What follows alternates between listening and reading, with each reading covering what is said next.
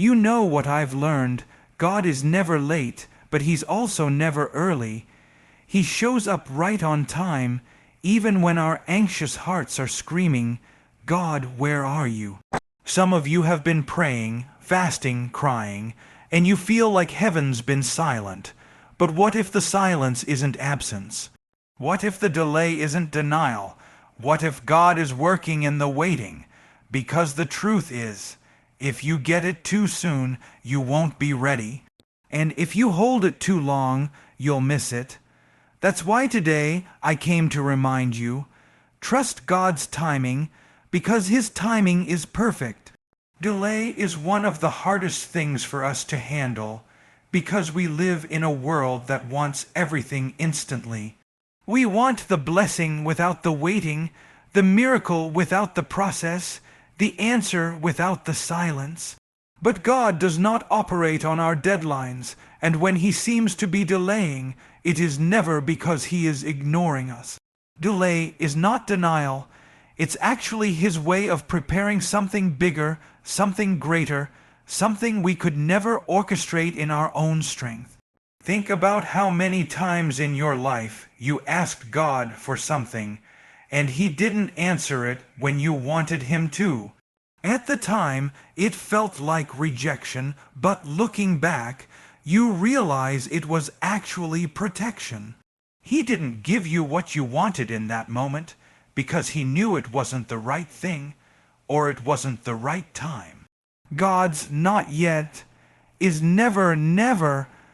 It's just His way of saying, I'm still working, trust me. Joseph's story is one of the clearest pictures of this truth. As a young man, he had dreams of greatness, of being used by God in a mighty way. But instead of stepping right into leadership, Joseph found himself in a pit, then sold into slavery, then thrown into prison. Year after year passed, and if you looked at his situation from the outside, it seemed like the dream was dead. But Joseph's delay was not denial. In the hidden places, in the waiting years, God was preparing Joseph's character, humbling his pride, teaching him wisdom, and positioning him for influence. And when the time was right, God elevated him in a single day from the prison to the palace. What looked like delay was actually divine timing. This same principle applies to you. The dream God put inside of you, the prayer you've been praying, the promise you're holding on to, it may not have happened yet, but that doesn't mean it won't. We confuse not yet with not ever, and when we do, discouragement creeps in. We start thinking, maybe God doesn't love me, maybe He doesn't hear me, maybe I missed my chance. But the truth is, God is faithful to His promises. His word says He is not a man that He should lie. If He said it, He will do it. The problem is, we want His promises on our timeline, but God delivers on His own schedule. And His timing is always better, always wiser, always perfect. Sometimes the delay is God's way of protecting you from something you can't see. There are doors you've been frustrated about not walking through. But if God had let you in, it would have destroyed you. Sometimes the delay is God's way of strengthening your faith. He lets you wait, not to punish you, but to teach you to lean on Him in the uncertainty. Other times, the delay is God's way of preparing the people around you. He's aligning connections, moving pieces, creating opportunities that will only make sense later. You might be ready, but maybe the environment isn't ready yet. So God says, wait. Not because He's withholding, but because He's arranging something that will blow your mind when it finally happens. Think about this. When you're waiting at a red light, it doesn't mean the road is closed forever. It simply means it's not safe to go yet. The light will turn green in due time, and when it does, you'll move forward smoothly without collision. That's what God is doing with your life. He sees what you cannot see. He knows what you do not know. And He is orchestrating things you could never manage on your own. The delay is not a dead end. It's divine direction. So the next time you find yourself frustrated by the waiting, remind yourself that delay is not denial. God is still faithful. He is still working. He is still writing your story in a way that will bring Him glory and you good. And when the breakthrough finally comes, you'll see why it had to take this long, why it couldn't have happened earlier, and why God's delay was actually His love in disguise. Waiting is one of the most uncomfortable places to be because it feels like nothing is happening. You pray, you believe, you cry out, and all you hear is silence. You look around and see everyone else getting their breakthrough, their promotion, their relationship, their miracle, and you wonder, God, why not me? Why not now? But just because you can't see anything doesn't mean God isn't doing anything. God works while you wait. His hand is moving behind the scenes in ways you cannot measure, arranging details that you don't even know are necessary, putting together pieces that you wouldn't even think to pray for. What looks like stillness is actually God's strategy. What feels like a pause is really preparation for the next move. Think about a seed in the soil. When you first plant it, nothing seems to be happening. You water it, you wait, and the ground looks exactly the same. But underground, life is breaking forth. Roots are forming, systems are developing, and strength is being built that no one can see. Then one day, the breakthrough comes and the seed pushes above the surface. The waiting season didn't mean the seed was dead. It meant growth was happening in secret. That's exactly how God works in your life. When it feels silent, He is strengthening your roots. When it feels still, He is preparing your breakthrough. The Bible tells us in Romans 8:28 that all things work together for the good of those who love God. Not some things, not the easy things, all things. That means while you are waiting, God is weaving the good and the bad, the joy and the pain, the victory and the struggle, into a masterpiece that will reveal His purpose for you. You might not understand it now, but later you will look back and see how every delay, every detour, every tear was part of the plan. The waiting wasn't wasted. It was the workshop where God was building your faith and your future. Sometimes God allows the waiting because He wants to shift your perspective. You think the answer is supposed to come from one direction, but God is redirecting you towards something better.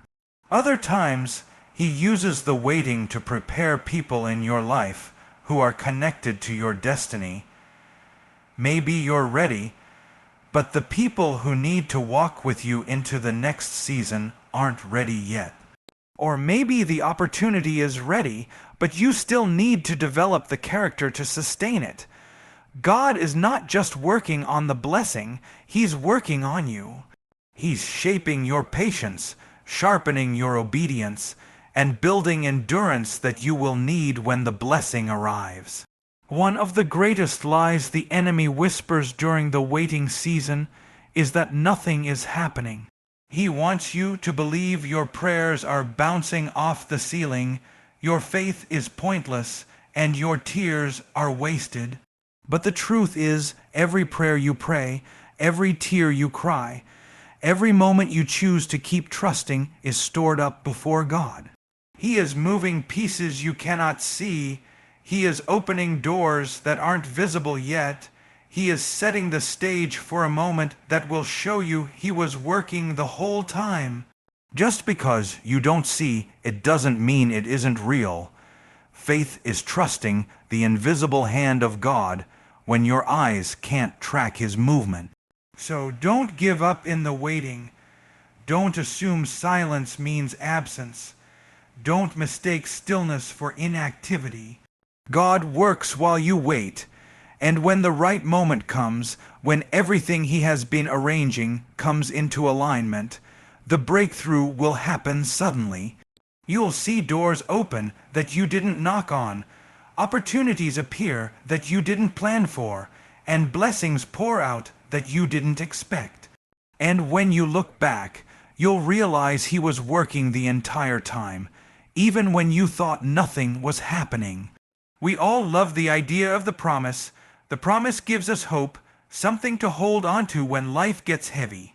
It paints a picture of a future we long for, a breakthrough we dream about, a blessing we can't wait to receive.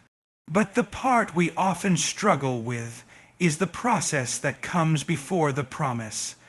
The process is uncomfortable, uncertain, and often feels unfair. The process tests you in ways you didn't expect. But here's the truth. If you skip the process, you won't be ready for the promise. God doesn't just hand you the blessing. He shapes you through the journey so that when you finally arrive, you can handle the weight of what He's giving you. Think about David. He was anointed as king when he was just a shepherd boy. The oil was poured on his head, the calling was declared over his life, and the promise was clear. But he didn't step into the throne the next day. Instead, David went back to tending sheep. Then he fought giants, ran for his life, hid in caves, and endured betrayal. Years of struggle came before the crown. If you looked at his life in the middle of the process, it wouldn't have made sense. Why would God allow His chosen king to suffer so much? But the process was preparing David's heart, teaching him dependence, building his courage, and shaping him into the leader he needed to be. Without the process, he wouldn't have been able to sustain the promise. The same is true for us. We want the destination without the development. We pray for God's promises, but when the process shows up, we assume something is wrong. We say, God, didn't you promise me more than this? Didn't you say you had plans to prosper me? And God responds, yes, I did. But first, I need to prepare you for what I promised. Sometimes that preparation looks like closed doors. Sometimes it looks like waiting longer than you expected. Sometimes it looks like being stretched in ways you didn't choose. But if you trust the process, you'll discover that what God is doing in you is just as important as what He will eventually do for you. The process also protects us. There are blessings we think we are ready for, but if God gave them to us too soon, they would crush us instead of bless us. The process is where God builds the foundation strong enough to hold the weight of His promise. Just like a building can't rise high without deep roots in the ground, you can't step into great promises without going through a process that establishes your faith, your character, and your obedience. The promise isn't just about what you'll receive, it's about who you're becoming in the meantime. One of the biggest mistakes we make is despising the process. We see it as punishment when it's really preparation. We see it as a delay when it's really development. If you only focus on the promise, you'll miss the purpose of the process. But when you embrace the process, you learn to trust God not just for where He's taking you, but for what He's doing in you. That's when your faith deepens. That's when your strength grows. That's when you realize the promise isn't the only gift. The process is a gift too. So don't run from the process. Don't rush past it. Trust it. God has not forgotten His promise, but He's committed to shaping you until you're ready to walk in it. And when the day comes that the promise is fulfilled, you'll understand why the process had to be so hard, why it took so long, and why it was worth every moment. Because the God who gave the promise is the same God guiding the process, and His plan will never fail. One of the most difficult things about walking with God is that His timing rarely matches ours. We live by the clock, the calendar, and the deadlines we set. We want everything to happen when we expect it, how we expect it, and as quickly as possible. but God does not work according to our schedule. His timing is perfect, but it is not predictable. You can't put him in a box, you can't calculate his moves, and you can't always trace his plan. What feels late to us is right on time to him, and what feels like a setback is often the setup for something greater than we imagined. Look at the story of Lazarus. Mary and Martha sent word to Jesus that their brother was sick, expecting him to come immediately and heal him. But Jesus delayed. By the time he showed up, Lazarus had been dead for 4 days. To them, it was too late. The moment had passed, the promise was over, but Jesus stepped into what they thought was the end and turned it into a new beginning. If he had come when they wanted, they would have seen a healing. By waiting until it looked impossible, they got to witness a resurrection. That's the difference between our timing and God's timing.